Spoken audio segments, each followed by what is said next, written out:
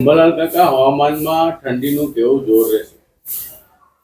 હાલમાં હજુ ઠંડી પડી રહી નથી. શિયાળુ પાક માટે આ વાતાવરણ લગભગ અત્યારે હાલ જીરા માટે વાતાવરણ યોગ્ય ગણી શકાય નહીં. પરંતુ આમ છતાં જીરું તો ઘણા ખેડૂતોએ વાવેતરમાં કરવામાં છે, કારણ કે સિઝન લેટ પડી જાય. પરંતુ ઠંડી અંગે જોઈએ તો એક સામાન્ય હળવો પશ્ચિમી વિક્ષેપ આવેલ છે, અને જેના કારણે દેશના ઉત્તરીય પર્વતીય પ્રદેશોમાં કંઈક અંશે લગભગ એની અસર થતાં તારીખ 17મીથી ન્યૂનતમ તાપમાન ઘટે, પરંતુ મહત્તમ તાપમાન ઘટવાની હજુ વાર છે. તારીખ 23, 24, 25માં નવેમ્બરમાં મજબૂત પશ્ચિમી વિક્ષેપ આવવાની શક્યતા છે. ત્યારે લગભગ ન્યૂનતમ તાપમાન અને મહત્તમ તાપમાનમાં ઘટાડો થવાની શક્યતા રહેશે. અત્યારે ઘણા ઠેકાણે ન્યૂનતમ તાપમાન વધવામાં છે અને મહત્તમ તાપમાન ઘટવામાં છે, કારણ કે લગભગ દેશના ઉત્તરીય પર્વતીય પ્રદેશોમાં ધૂંધ છે, ધુમ્મસ છે, આ બધા કારણો હોઈ શકે. પરંતુ હવે હમણાં ન્યૂનતમ તાપમાન ઘટશે.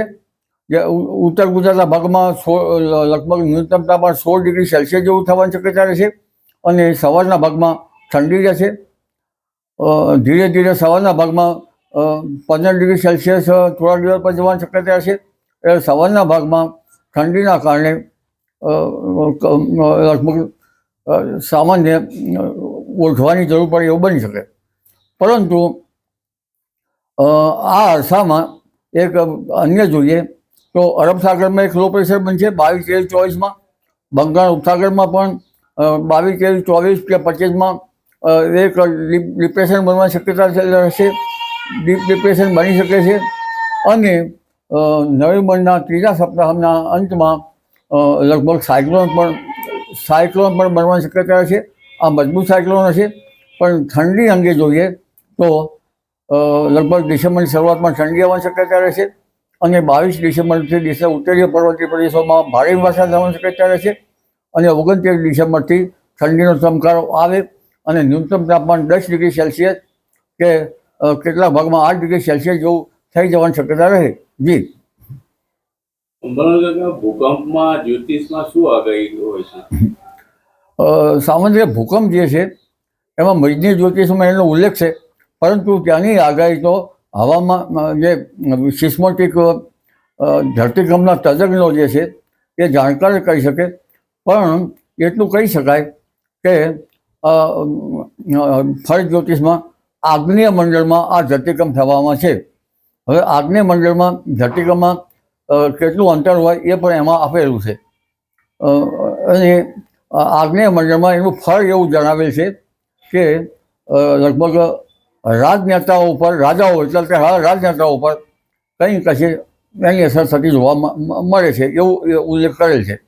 પરંતુ વધુમાં જોવા જઈએ તો એ કેટલાય આ આગ્નેય મંડળ જે છે એનો પ્રભાવ કેટલા યોજન સુધી છે તે પણ એમાં ઉલ્લેખ છે.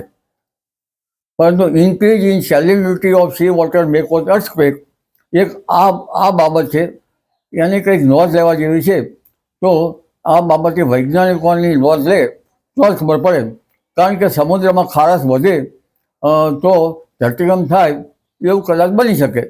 અને આ જોવા જઈએ તો કચ્છ જે છે ભાગ છે એ ધાબા પર છે સિસ્મોલોજીકલ, અને ખારાશમાં જ્યાં જ્યાં ખારાશ હશે નીચે ત્યાં એનો અભ્યાસ કરવો જોઈએ કે પેટાળમાં આ ધરતીકંપ લગભગ ઉત્તર ગુજરાતના ભાગોમાં, ભારતના ભાગોમાં, અન્ય ભાગોમાં આવ્યું છે. એટલે જમીનમાં ઊંડાઈએ કેટલી ખારાશ છે અને સમુદ્રની શું સ્થિતિ છે અને સિસ્મોગ્રાફિકલ શું સ્થિતિ છે એ બાબતમાં વૈજ્ઞાનિકો પ્રકાશ પાડે તો આ બાબતે કહી શકાય. જી